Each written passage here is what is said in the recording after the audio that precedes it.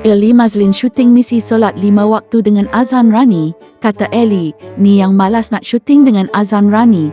Habis dari pagi sampai malam mengakik ketawa.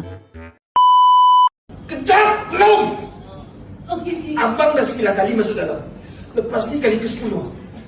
Abang nak pesan kalau jadi apa-apa, kalau abang tak keluar-keluar lepas ni, sayang jangan hibur sangat.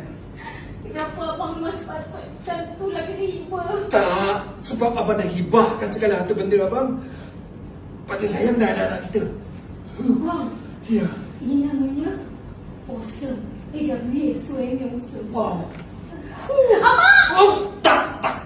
Abang dulu. Abang, Tak. ada benda kita boleh berbincang.